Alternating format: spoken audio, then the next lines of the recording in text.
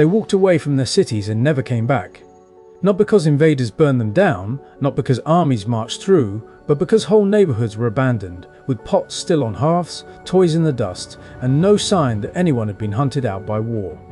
That is the impossibility that opens this story, a civilization of vast, tidy cities, suddenly empty, leaving behind streets as clean as the day they were paved. The mystery arrives like an accusation. What could empty a world built with such care and make its people disappear without the thunder of swords? The first clue came as a strange discovery: mounds of uniform bricks poking out of the earth, laid down in perfect right angles. When workers broke the ground, they found wide avenues, granaries, and houses with bathing rooms connected to drains that still carried the outline of ancient water. That should have been enough to tell a story of a people obsessed with order.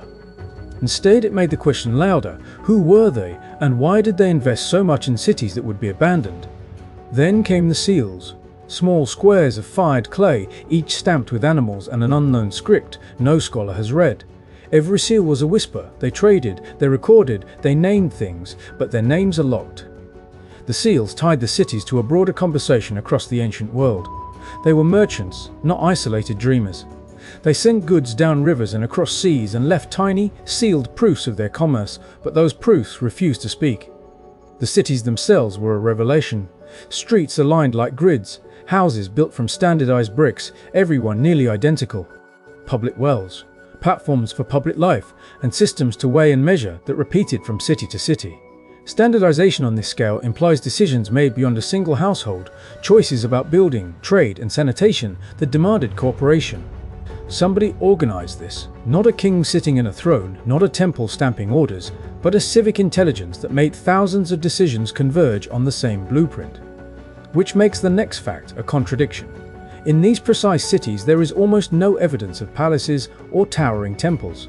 No colossal statue marks the center. There are no carved reliefs proclaiming a single ruler. No massive war walls ringing the towns. The public architecture is practical, not pompous. Granaries, docks, baths. Power seems to have been exercised without spectacle. Who commanded such conformity, and why did they do so without monuments? Trade adds another bewildering piece. Harbours and docks, beads of lapis lazuli that came from faraway mines, and documentation on clay that matches the timing of civilizations in Mesopotamia. They were plugged into a global exchange network. Ships and caravans moved their goods, their seals are found in port cities where other cultures stamped their clay.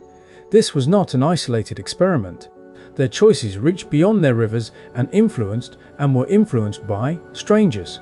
And yet, as the clues multiplied, so did the contradictions. In some towns you find evidence of sudden flooding, layers of silt and smashed mud brick that read like a violent deluge. In others you find signs of abandonment so careful it seems like people packed and walked away. In a few places archaeologists found charred layers, hints of burning, but the burning isn't universal. The pattern cannot be explained by one single catastrophe. It looks like a patchwork of endings: flood here, slow decline there, fire in a third place. Each ending raises a question. The other endings make worse. If one thread alone doesn't explain it, what combination could? The human details are unsettling. Toys left where children must have played. Grain bins full, as if a harvest could not be carried away. In one house, a grinding stone sits where someone stopped mid-task. In another, a skeleton was found curled under a collapsed floor. These are decisions frozen. The moment people chose to stop living there or were forced to. Why did they leave their stored food? Why did some stay until the end while others packed light and vanished? For a century, the accepted story was a simple one. Invaders came, drove people out, and destroyed the cities. It satisfied a hunger for a clean cause. But then, a new discovery turned the tidy tale upside down. Soil and pollen records pulled from riverbeds showed something else. A long-term change in the monsoon, a shift that would starve crops and dry canals. Rivers that had carried trade began to wander and silt up. What looked like sudden disappearance began to look like a grinding squeeze from the environment. That should have solved the mystery. Instead, it deepened it. If climate stress nudged people away from cities, why did some communities survive nearby? Why did certain crafts and styles continue in the countryside long after the cities were empty? The cities did not simply die, they transformed. People dispersed into smaller settlements, rewired how they lived, kept making pottery and beads, but the urban order dissolved. Another surprise was social. the apparent lack of large military stores, weapons or graveyards full of warriors. The tools that remain are domestic and mercantile. This was a society built for distribution and everyday life, not for conquest. Their collapse thus reads less like a battlefield and more like a long negotiation between people and nature, between complex organization and fragile supply lines. Then genetics entered the scene with its quiet, stubborn data. Modern DNA, layered with ancient samples, shows mixtures, movements and replacements, but not the violent sweep once imagined. People moved, some new genes arrived, but outside force doesn't match the scale necessary to raise cities. The picture that emerges is of populations adapting, migrating, intermarrying, processes that leave no neat, single cause.